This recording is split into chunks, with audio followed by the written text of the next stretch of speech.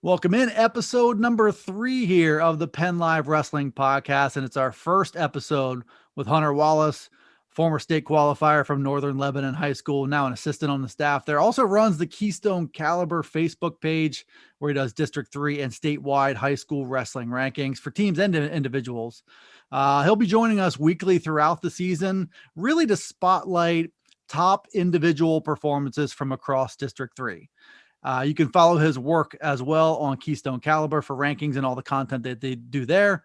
But Hunter, first, welcome on. It's good to have you. And I think people will be glad to hear from you throughout the year. Hey, Dustin, thanks for having me. I'm really excited to be a part of this and get to talk some wrestling.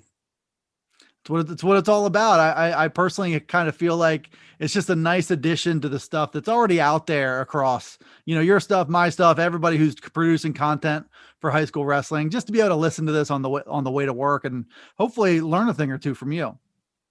Absolutely. Yeah. I'm very excited to share everything I got and to talk about it throughout the season.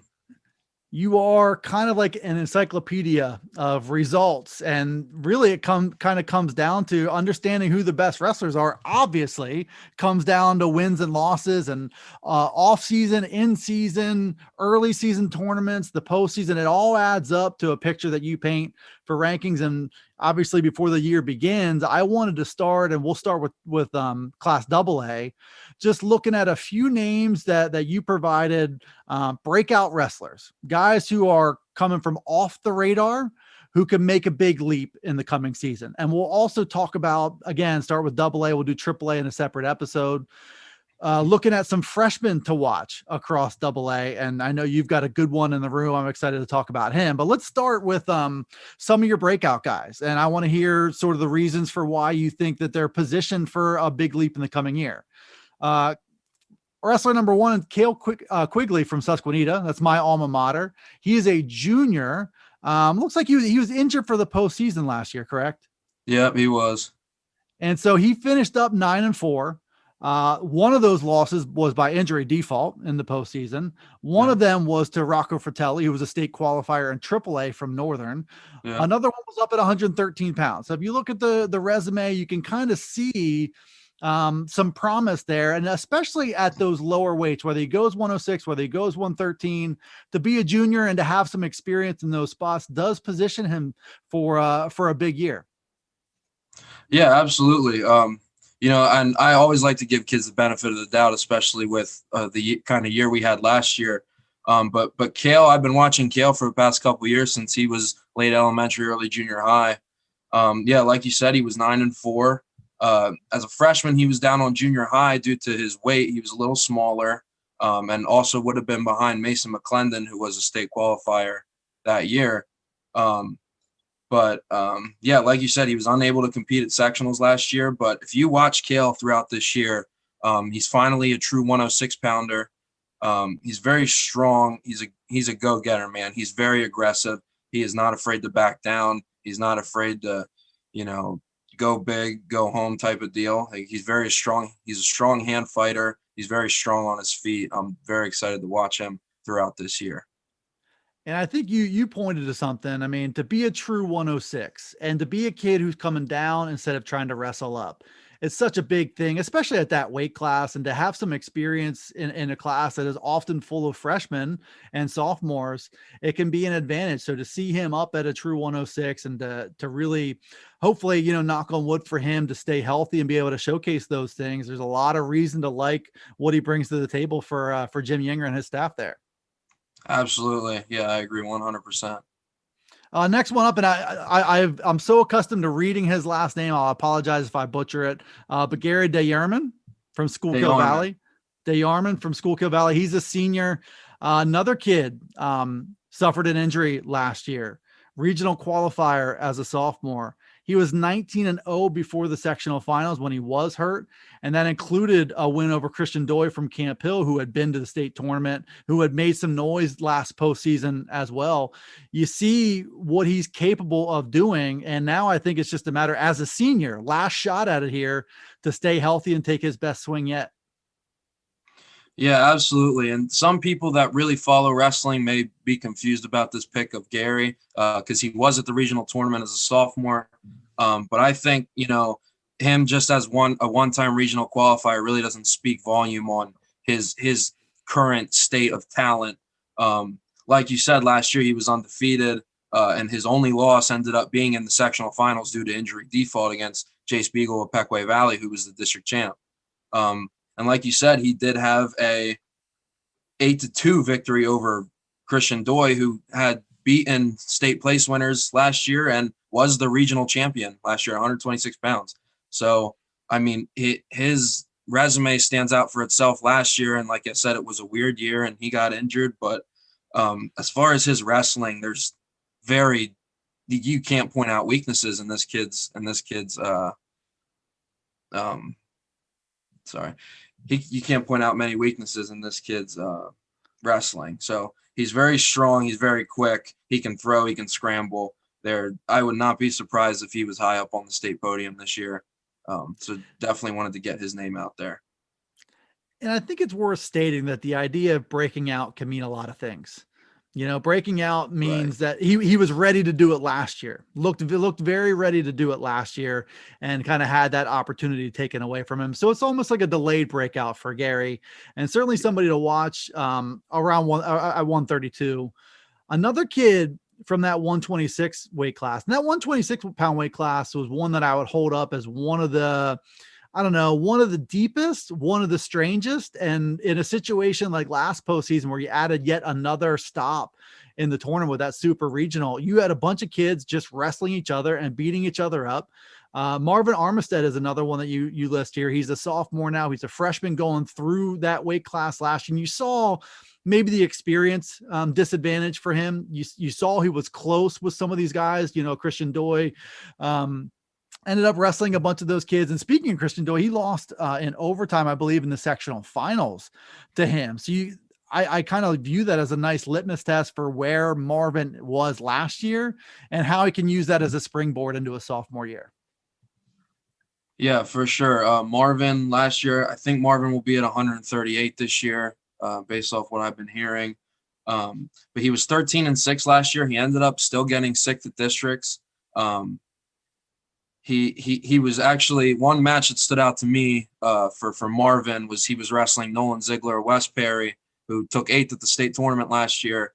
He was up 4-0 late in the second period and then gave up a 5-point move. And that kind of became the outcome to that match. I think he ended up losing by 1 or 2 points. But he's very quick. He's very strong on his feet.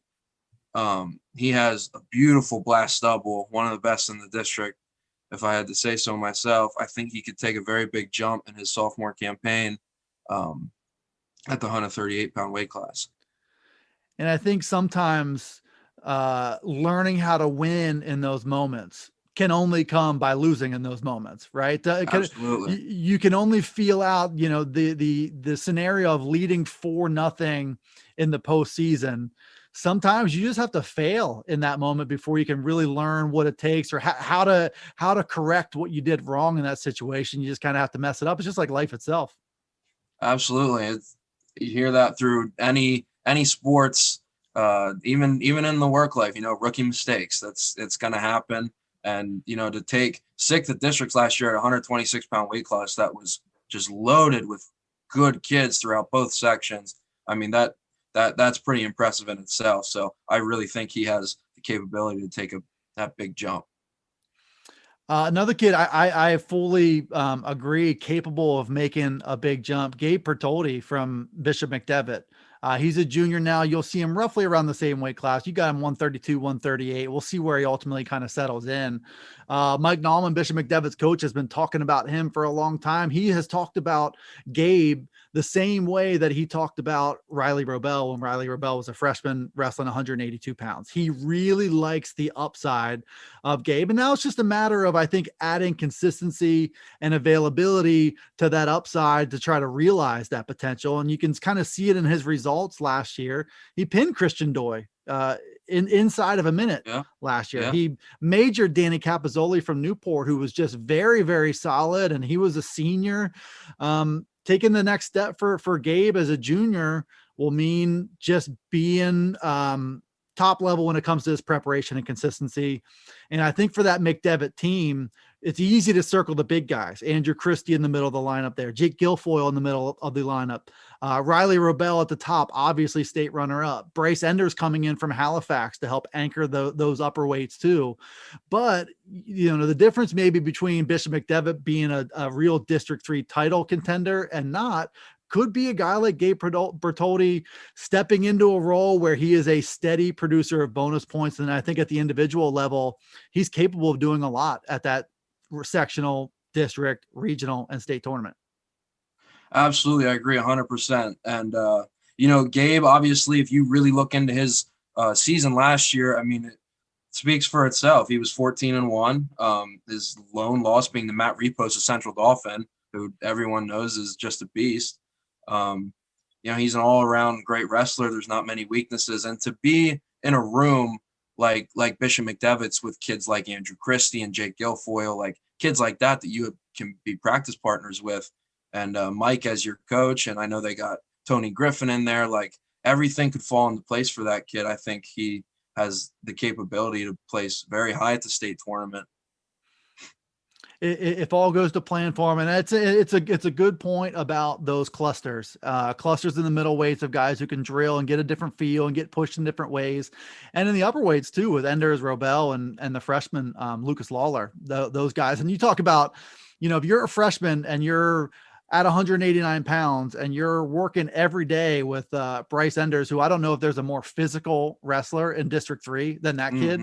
And I don't know, God forbid you're rolling around with Riley Robel at that stage, but right. You talk about how much better, especially looking at the younger guys, looking at Bertoldi and looking at Lucas Lawler, just those practice partners can make all the difference in the world.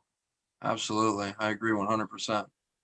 One other name from the veteran group, potential breakout guys. And this is an interesting one because what I love about Boiling Springs, and we're talking about Aiden McCombs, who's a junior, who's going to be in the middle of that lineup.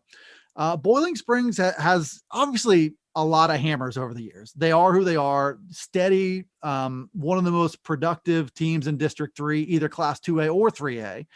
But what they've been able to do from time to time is take some of these guys and graduate them from glue guys who can kind of slot in when you're bumping the lineup around, and have them graduate into steady contributors who are, on a match in, match out basis relied upon to deliver. And Aiden McCombs, as a freshman and a sophomore, has been one of those glue guys for Trevor Byers. And now it looks like, and I would compare his journey maybe to like an Eli Crum, who went from glue guy to a really important piece of that Bubblers lineup. It looks like Aiden McCombs has a shot to do that as a junior. Yeah, he absolutely does. And like I said earlier about McDevitt and the coaches and the kids in that room, Trevor Byers has a great group of kids in that room and a great coaching staff. If you're Aiden McCombs and you're behind guys through the past couple of years, like Michael Dugan, Eli Crum, Ian Wilson came in last year as a freshman. They got a solid group, core guy, Coben Carper, solid group of core guys in that middle. So I think that's going to help him a lot. But he's been struggling with injuries. Last year, I believe it was his shoulder. He ended up being 9-2. 2 losses to Brennan Schisler, Bermudian Springs, who was a match away from medaling at the state tournament, and Nolan Ziegler, who did place at the state tournament, and then actually avenged his loss and beat Nolan in the District 3 AA championship semifinals. So, and then he got hurt right after that match, and it was a shame because after he beat a kid like Nolan, I was super excited to see, how he could go through a postseason as a sophomore. To come back as a junior and, from my understanding, be a true starter, and have one of those spots be his, I think he's going to make some noise that not many people are expecting him to. And he's one of those guys when you're looking and trying to prognosticate before the season begins, that maybe you can sleep on him a little bit. Maybe you can not really realize how much potential he has because of what you look at when you look at the stat sheet. And Boiling Springs, you guys too, Northern Lebanon too, just being able to take those guys that are flying below the radar and lean on them and get the most out of them. Boiling Springs does that extremely well, as well as anybody. Let's look at a handful of freshmen here, and I want to talk about somebody in your room, some of these kids from West Perry who, speaking of maybe making a difference for a District 3 contender, and then in Boiling Springs room too. So I want to start with Aaron Seidel. Anybody who follows wrestling closely will know who this kid is, has been following him for a while. And my first real introduction into talking to him and hearing about him and really realizing what he was all about, I think says it all about him as a kid and as a wrestler. So at Fargo, he comes within a match of medaling, of being an All-American in freestyle. It doesn't go his way, gets crushed by it, understandably so. Has less than 24 hours to try to rebound. He loses early in the Greco tournament too. Kind of says to himself, I think at that point, like, this isn't happening again. Sets his mind to it and makes a run and gets third place in Greco there. Comes back home on a bus from Fargo, and it's 18 to 20 hours or something like that on a bus. He returns and then he is at camp the next day. So you talk about a kid who's obviously very, very talented, very, very skilled, but also very, very determined and very, very eager to put in all the work necessary to keep level jumping. And that's what you got in Aaron Seidel. So he's kind of like, when it comes to talent, he's what you want. When it comes to setting a tone in your room, he's what you want. Absolutely. And I'm blessed to be able to talk about this kid a little bit. Like you said, to do what he did at Fargo, I mean, it was nothing but short of amazing. To take a loss, heartbreaking losses in that freestyle, which he wanted the All-American so bad, and then to go to that Greco tournament, lose early, not only to bounce all the way back and get third, but avenge his loss on a big stage against a kid that beat him early. So, I mean, and then, like I said, his mindset, get on the bus, come to camp, where, like, that's just the type of kid he is. And I think, for a 14, 15-year-old kid to take it upon himself to just do some of the things he does, like, he'll always bug me and my dad, Rusty, he'll be any time of the day, Sunday, Saturday, it doesn't matter. He'll be like, hey, can we go get a lifting? Can we go get a workout? There's not many 14-year-old kids that are texting their coaches to do all this stuff. So, I mean, the recognition that he's been getting is completely deserved. I do expect, a pretty good year from him. He's placed at Super 32. He's placed at Fargo. He's been in the junior high state finals, PJW, Keystones, whatever one. But in the room, like he's a freshman. He's not very vocal yet. I mean, that's normal for freshmen, but his pace is unmatched. He's going to make all of our kids in the room better that he drills with, because he's just never stopped. He's go, go, go, go, go. And that's great to have in our room right now. So, yeah, I'm very blessed to have a kid like Aaron in our room.